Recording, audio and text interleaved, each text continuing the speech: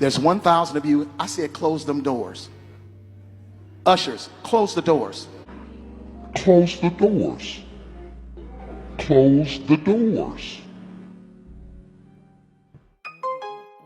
Y'all, do y'all hear me? Let's go ahead and talk about it. If you are new here, I am so happy to have you join us. So if y'all haven't seen that video of Marvin Sapp telling his ushers to lock the doors, let me go ahead and show y'all. Ushers, close the doors. Close the doors. Close the doors. Y'all, this is crazy. Allegedly,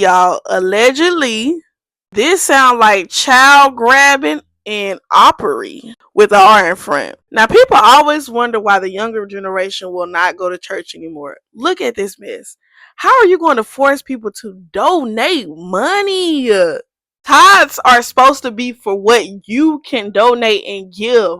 I really truly feel like people, like these church people, be getting too big in the head. Some of these members be getting a little too big in the head. Some of these pastors be getting a little too big in the head. These reverends, these YouTube pastors, they are getting too big in the head. Cause what you mean lock the doors until we reach 40K? Like, you cannot make these people donate all their hard earned money to you. And most of the time these churches don't even be doing anything.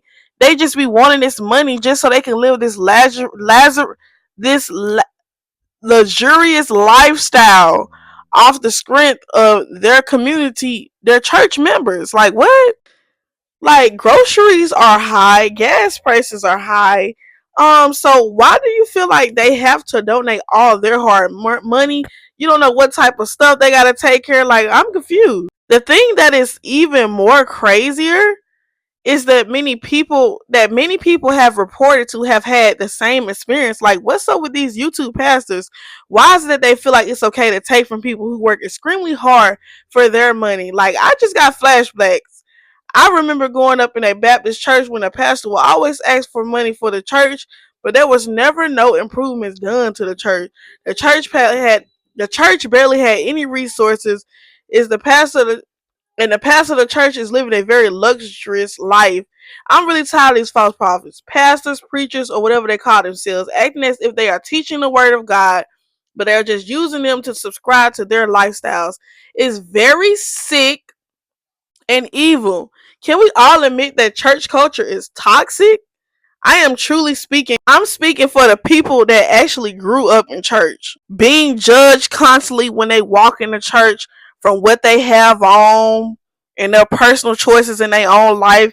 Everybody talking about you in church, but we supposed to be in a holy place of Jesus Christ. And to the sick, pedophilic people who can be in the church lurking and preying on children, this video is in no way, shape, or form to disrespect anybody who is Christian or any other religions. I'm simply addressing my own experience with churches and this whole thing with Marvin Sapp's alleged panhandle of his church members to fund his lifestyle.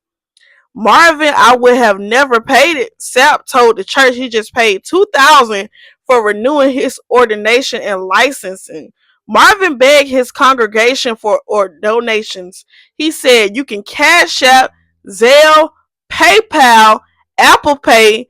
Y'all, he probably even taking credit cards, lifesavers. He probably taking insurance policy too. I'm just playing, y'all. But Uncle Sal told his users to close the doors multiple times. Every time he said it, he got more aggressive.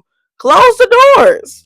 And allegedly, y'all, I seen this girl on TikTok talking about how she just joined the church and she took a step back from the church to get some things taken care of her life, and how they sent her mails, letters, and emails trying to get her to come back into the church, trying to get her to still pay her tithes or she gonna lose her membership.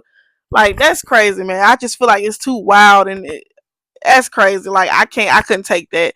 And that's probably why I made my decisions to. Marvin Snap probably would have saw his face on the ground. Let me go to a church and I've been held hostage because you need to pay a bill. Yeah, that table would have been swinging here, all your ushers, if they would have locked that damn door.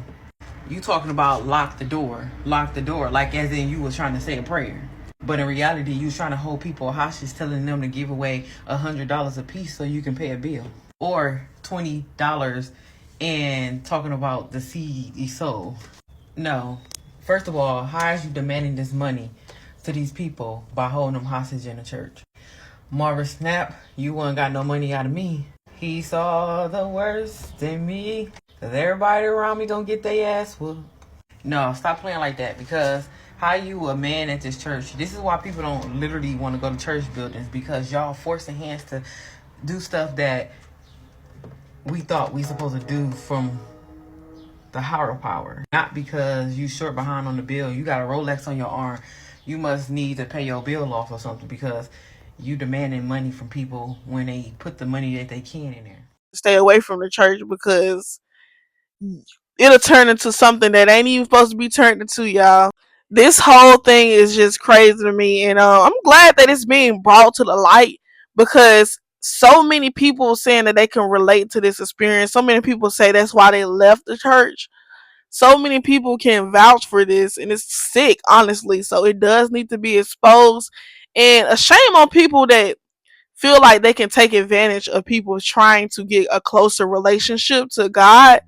I just feel like that's very sick, and what you put into the universe is what you get out. So if you thinking that you finna just continue to manipulate these people on their journey, it's just crazy. And it's so many times I done went to churches and I just got vibes from people that were off. Like me being grown now versus me being a child, like I can just see so much, and I just rather not have the experience. It'd be a lot of sick stuff going on. Some of these pastors be preying on the people in the church, the women, trying to talk to them. I personally had a pastor trying to talk to me before. My first Sunday going to the church, he after the service, we had food. He had food at the end of the service, so I went to the end of the service, and he was just being extremely nice, which wasn't a problem. But he was like, "Did you fill out the guest book when you came in?" And I came with a friend, and we both was like, "Yeah." But he personally asked for my number. He didn't ask for my friend number. He asked for mine just so he can get in touch with me. And y'all, guess what? Later on that night when I got home at 8 o'clock, why he called me? Like, I just feel like that is very, unprofessional. People go to church to get a closer relationship with God, Jesus, or who may it be.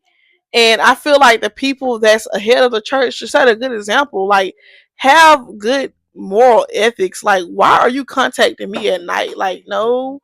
And then he called me several times. It just gave vibes that, like, you are trying to do more than what you say you're trying to do. And then at the time, I was grieving because I had just lost my sister. I just feel like that was very disrespectful. And I did not like that at all, because why are you even coming at me when I'm very vulnerable? Like, that's very sick, and that's very, like, predatorial for real. Like, why are you even coming at me like this? You shouldn't even be talking to me like this.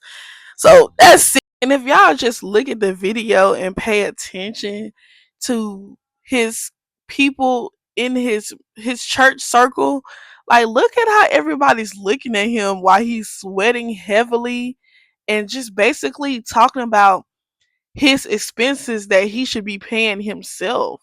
Like, why are you trying to unload all of your baggage on your church members? That is not their responsibility. You shouldn't be relieved of all of your responsibility.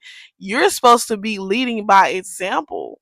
It sounds like he's living above his means, if you ask me. Like, look at the face of all of his church So, Mr. members, Marvin, since you're y'all. coming back to respond to the backlash, this man wrote a 2-page letter to us, and he stood by what he said. So he went into a little bit more explanation of what kind of happened. Kind of, but he really did. He was at a convention center for 4,000 people that attended, and he said we blocked off the place, the doors and stuff, because it's exchange of money. I said, from what we see was, no, you demanded them to give you $20. 1,000 of the 4,000 people that came. And then you want another 1,000 people that was virtually watching to give you $20. On top of that, this man said, I gave more than that while I was there. You should have gave it just $40K and called it a day. But then my thing is you want to preach the quotes from the Bible to justify your actions of doing that. And I said, that does not help. That don't mean nothing. It just shows truly who you are at the. Some of these church people here on TikTok, what Marvin Sapp did is not unusual. It's actually quite common for the preacher to say lock them doors when they feel like y'all ain't gave enough. Personally, I stopped going to church when I was probably 12 or 13. When I had free will, I said, oh, absolutely not. even though I did grow up going to church inconsistently. So I don't remember none of that. And then I did try to go a few years ago. I would get up on my own as an adult and get up and go with my friends. I would meet them up there at the crack of dawn and go. I went a few times. That's when I was feeling like, I don't know. Anyway, so I went and that collection plate got passed one too many times for me. And I said, oh, no. But yeah, is this normal? Is this common?